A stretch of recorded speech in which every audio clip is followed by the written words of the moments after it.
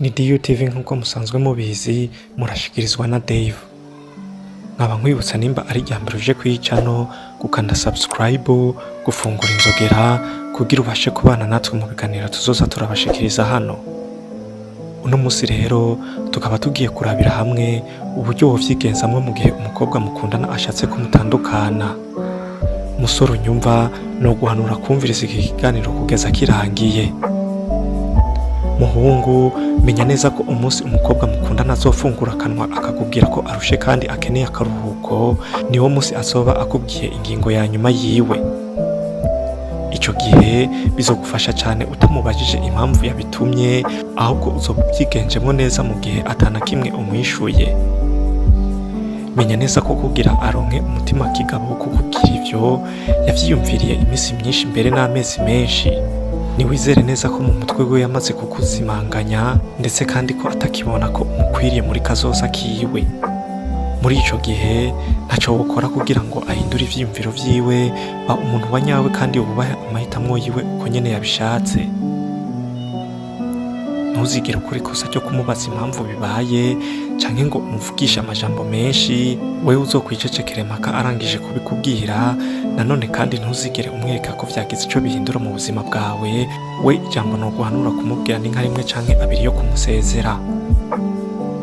Muri ico gihe ushobora kumubwira ati reka tubikore nk'uko uvyifuza kandi nkwipfurije amahirwe mu vyo uzocamwo vyose.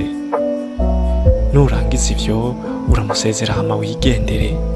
Musore, ntukigenze nk'umwana arira cyane iyo bamwimye ico ashaka, ariko uvyigenzemwo nk'umuntu w'agaciro muri we azi ico gukora niyo aba ari mu bihe bibi. Muhungu nyumva, menya neza ko atari wewe uhomba abantu, ahubwo abantu aribo baguhomba bitewe n'imyitwarire yawe myiza ndetse n'uburyo wiyubaha. Tahura neza agaciro kawe, gutyo bigutere kumva yuko utokwiruka inyuma y'abatagushaka. Yego ndabizi birababaza, ariko burya guta agaciro kawe kubera umukobwa birasuzuguritse cyane kuruta kumuhomba ariko ukagumana agaciro kawe. Abahungu benshi bamaze guta agaciro kabo kubwo kwiruka inyuma y'abakobwa, bibagiwe n'inshingano zabo bitewe n'uko bumva ko baguma biruka inyuma y'abakobwa batabakeneye. Ariko ndakubwira we musoro nkurikiye, siko vyokakwiye kumera habe na gato. Nimba wari unabigira, hindura bukiri kare kuko nta handi bizogushikana uretse gutakaza agaciro kawe, nyene kumva ko ataco ukicimariye.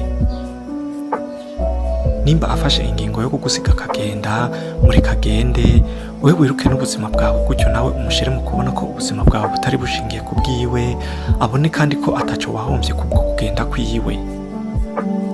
Muhungu nyumva, ndakwizeza 100% ko niwabikora gutyo azicuza cyane impamvu yikwinza habo mu ntoke. Azifuza kukugarukira ubwo ingingo ya nyuma izofata wewe yo kumwemerera canke kumuhakanira. Nuko rero nkaba ndangije shimira mwebwe mwese mwafasha akanya ko kumurikirana. Nimba iki kiganiro cagushimishije, wibuke kufyonda subscribe kugira uzoze urabona ibindi biganiro nk'ibi, kandi wandike muri commentaire ko vyagufashije kugira abandi baryohererwe n'ibi biganiro. Murakoze cyane, mugire ibihe vyiza.